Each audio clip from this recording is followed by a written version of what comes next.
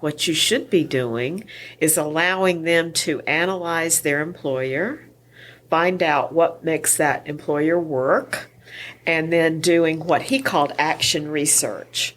What are the leverages that we can pull with this employer? What are the places that we can operate? I got to write that down though.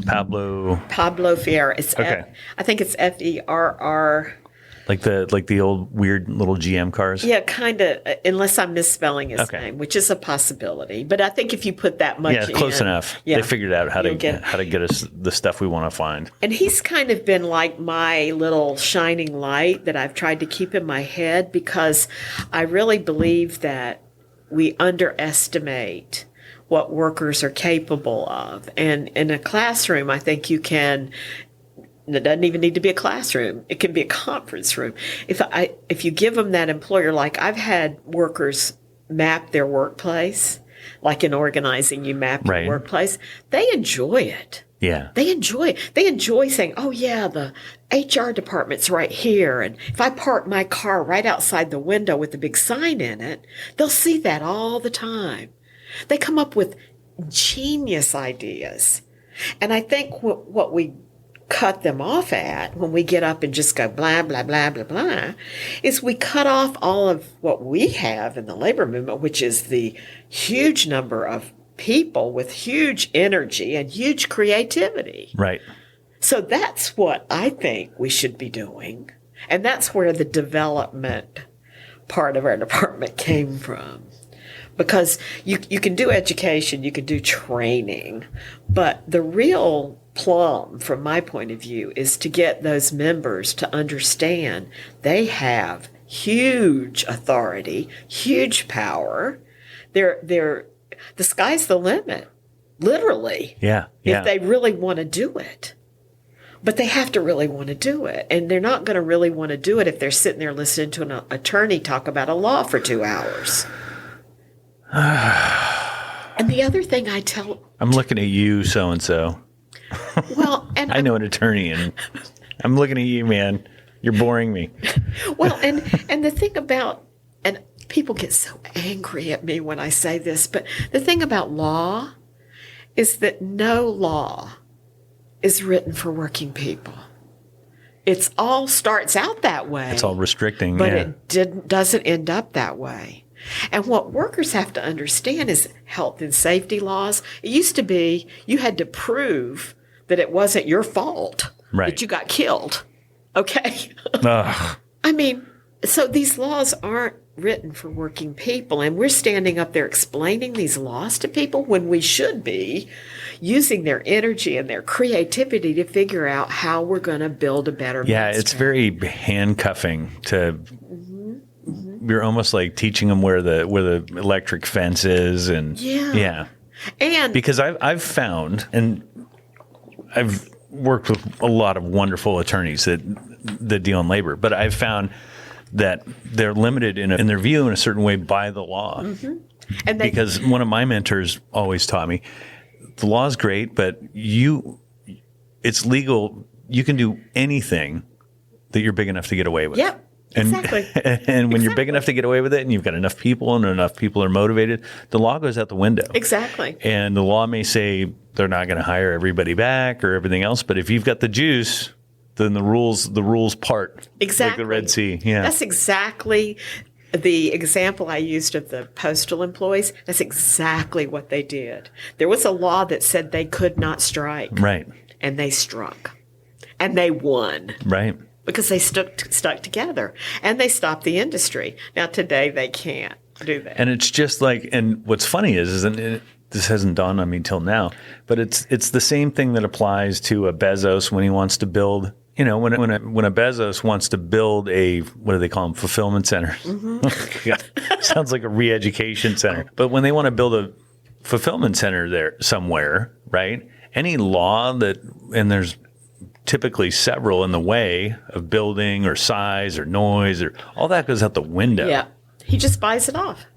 But whether buys it off or not, I mean, he's big enough, right, to get away with whatever he wants. So all the rules go out the window when he wants to put a fulfillment center somewhere. Well, and I think that's when I talked about the fear earlier. I think that's the fear. I think that's the fear the Trump people have. I think that's the fear corporate America has.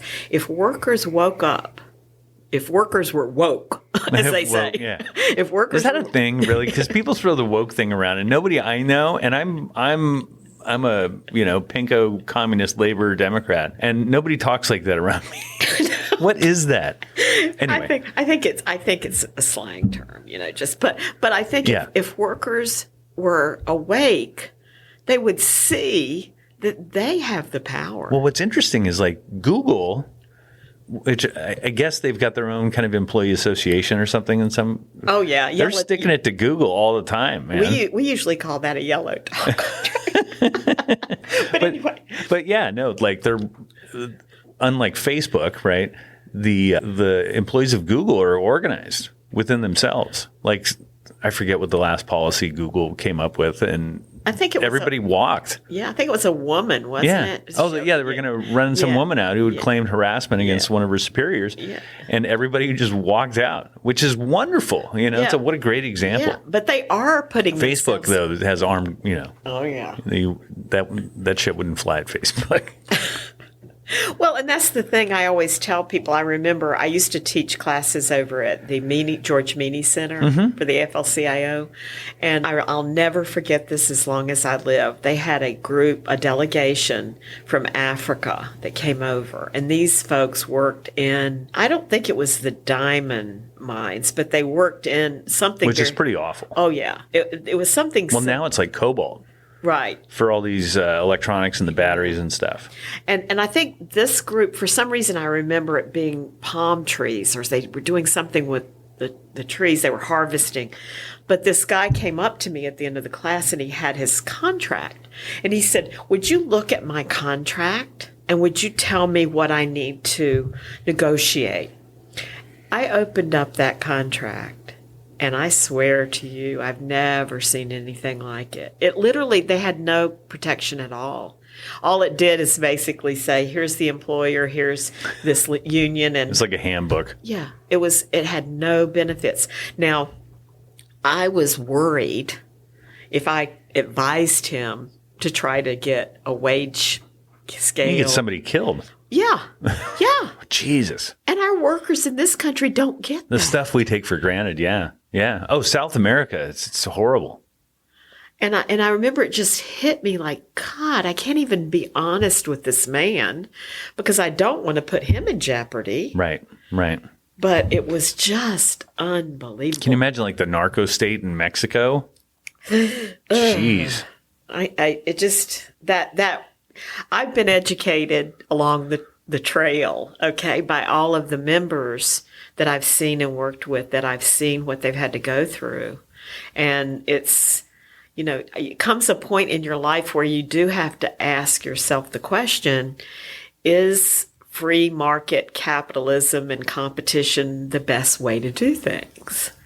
And I don't know the answer to that. Well, I can tell you, I studied economics a little bit in college, whatever little college I paid attention to. And capitalism ends with a monopoly.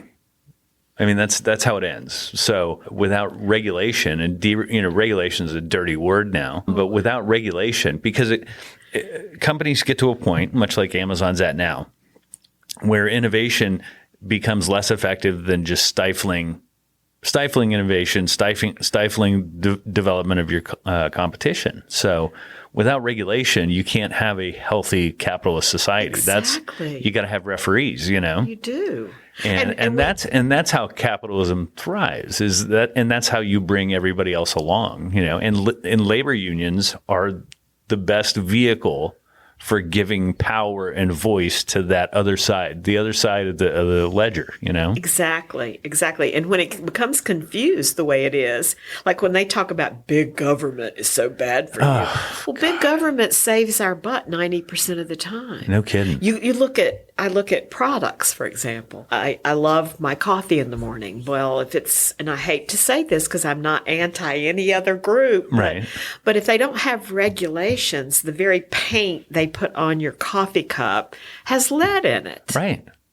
So we in this country think that's bad for you.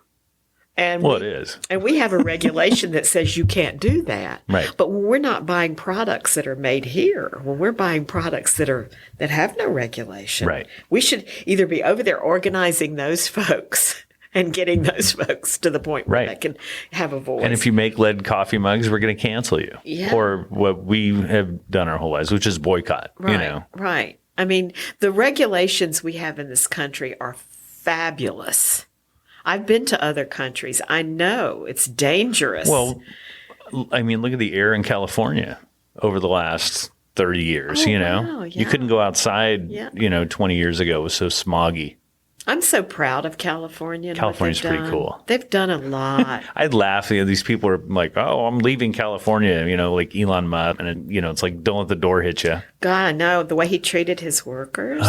Brought those German people over, and they were sleeping in the plant. Well, not only that, they've got the worst, I think, of manufacturing in California, the worst injury rate of any place. And then he was going to put it. I remember when there was a hint of talking about unionization down there, he said, well, we're going to start giving people frozen yogurt and a roller coaster.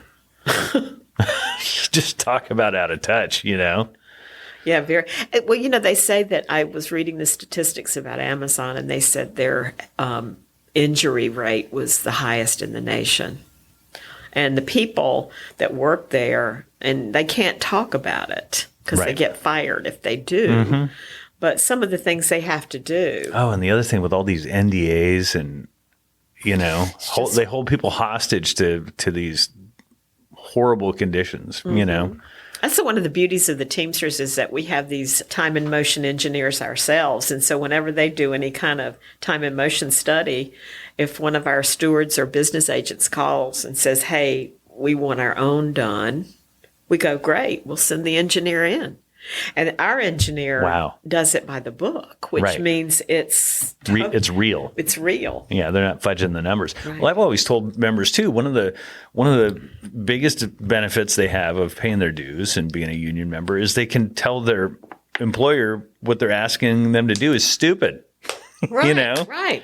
I remember the bakery union one time. I had a dear friend. You can't say, if you're in Amazon and they tell you to take this and put it over there, and you can go, that's stupid. That's a stupid idea. I'll do it, and you pay me to do it, but it's stupid. Yeah. I mean, They don't want to hear that. Yeah, you can't do that. I had a friend who was a research director at the bakery union, and he tried to tell this, I can't remember which bakery it was. It was one of the really big ones. He tried to tell them that this new, almost like a robot, this new a conveyor belt they had was not going to work. He said it's not going to work because it's not going to take into consideration, and he blasted off 4 or 5 things. Uh-huh. Well, they ignored him, of course, because he was a union research director. Right. But when they opened it up and they started up this line, what do you know? It started throwing hamburger buns across the warehouse. I mean, they were just flying everywhere. And they were shocked. Well, the other question is should we, because automation and robots and we'll have to talk again, about universal basic income. See what you think on that. That's a touchy. Well, it's kind of like the Luddites, that group of unionists who were so against any kind of technical advancement. Even our horses, when they came up with the engine, right? And they my God, that must have been crazy back then. We loved our horses. I mean, we wrote poems to our horses. We sang to our horses. Any person that I had a pony when I was a kid, but anybody that's ever had a horse knows that. Well, and the Teamsters actually went on strike. I never even thought of the relationship between the Teamsters and their horses, because the horse human bond is huge. It's huge. And the one of the first strikes in the Teamsters was over those horses. The company wanted us to skip a meal a day for the horses, and the drivers went, no. Fuck that. Yeah. No, they were not skipping a meal. And the employer says you're going to have to, and they went on strike, and they won because they said our horses can't go through that without eating.